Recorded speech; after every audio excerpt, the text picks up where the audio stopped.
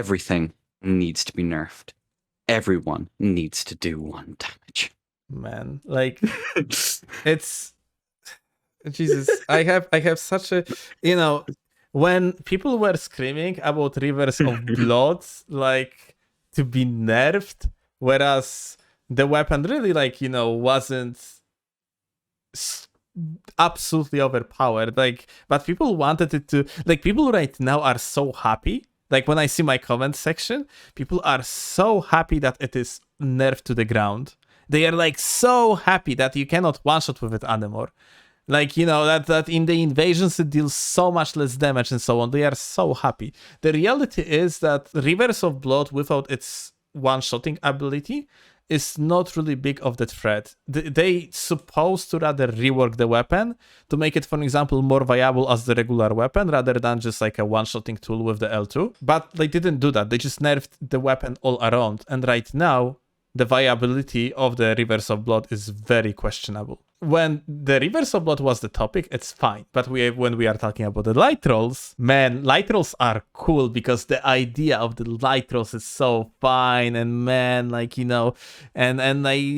had enough nerfs now. Yeah, everything's supposed to stay the same. Man, some particular things are just objectively not healthy for the game. And they must be nerfed. They must be nerfed, or otherwise we're gonna have like a situation where these particular things are going to dominate.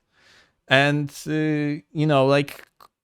I have feeling like slowly that the hive mind of the community is going towards from nerf Rivers of Blood towards the don't nerf anything anymore. It's enough nerfs. Nerfing ruins fun because I cannot glintstone pebble everything and one-shot stuff. But still, what about Moonveil? Surely that needs a nerf, my friend. That's man. The next big. Yeah, it's so powerful, bro. It's so powerful. How else can I panic roll? Come on. And makes things clear.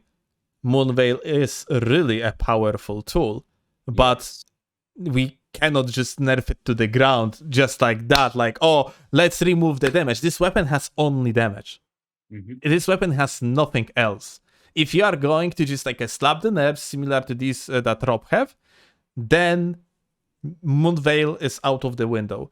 And the problem is that like part of community, like the vocal one is gonna be probably like, finally, haha, XD. But like you're ruining by this approach, and basically if the developers are actually somewhat gravitating towards like pleasing this type of people, you're gonna end up with the game that is going to be not fun even for these people that complain so much about the Moonveil, because at the end of the day you're just gonna have less variety in the game. It's always interesting to me that people choose to target kind of like the meme weapons, your Moonveils, your Robs. Obviously they did do incredible amounts of damage, and it was a knowledge check that caught an awful lot of people. But look at power stance spears. Look at even power stance straight swords. Just power stancing in general. People don't know about it. The casual audience, the vast majority of people don't know about it. They think it is fine. Like, it's literally, I have comment sections saying the fingerprint is fine because it requires a lot of the stat investment. Yeah. Like, this is crazy. Next level of fucking stupid. Like, lack of the understanding of the game to the very core. And those are like serious. It's like, if those would be trolls that, haha, fingerprint is fine. Yeah, okay, sure. But like, no, those are like people that are actually making the fucking few paragraphs long essays about why their opinion is correct. They are like super engaged in the discussion and trying to protect their opinion. Moonveil, like, under particular circumstances, might be ultra strong. For example, in the ganks, if you are a supportive player that just using the Moonveil to follow up the attack of your, for example, teammate, that running the Naginatas or something like that. Yes, in that cases, Moonveil is super strong. But like that's the point. Maybe for an example, we could like keep the damage of Moonveil on the melee range, but decrease the projectile, or maybe keep the damage, or maybe even increase it, but make it so it doesn't stagger at all unless it is in the melee range. Like we need this type of thinking rather than nerf this, nerf that, buff this, buff that, yeah? Yeah, there's one comment on that if you just scroll up. DS3 community wants another DS3 because they all died to. I'm going to assume from noobs is the intention there. We couldn't make this game DS3 if we wanted to, because it is fundamentally different, and the skill sets that are used in it are so fundamentally different. The ability to skip neutral, the mix-up potential you have on almost everything, poise existing, there's just so much different. And we want that to be good in and of itself. It's not that we want it to be nothing but spacing for 4 hours until someone drops from boredom. It's that we want to be able to use more and more of those mechanics and not be forced to use power stance everything.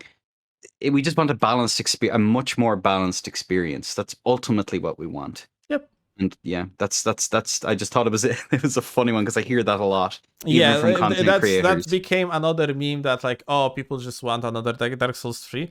And like I see where is that coming from sometimes, but like, you know, you have to also understand that the closest well-balanced game that vast majority of people that coming from the Souls game had experience with is actually Dark Souls 3. So yeah, the comparisons cannot be avoided. The attempts to bring something that was good in Dark Souls 3 to Elden Ring cannot be avoided. But like, it's not in the manner that, oh, we just want another Dark Souls 3. It's just that rather people that saying that, of course, there are exceptions. Some people are just crazy and they legitimately want Dark Souls 3 too. But most people just want to get the good thing out of Dark Souls 3 and have them in Elden Ring. Yeah. Simple as that.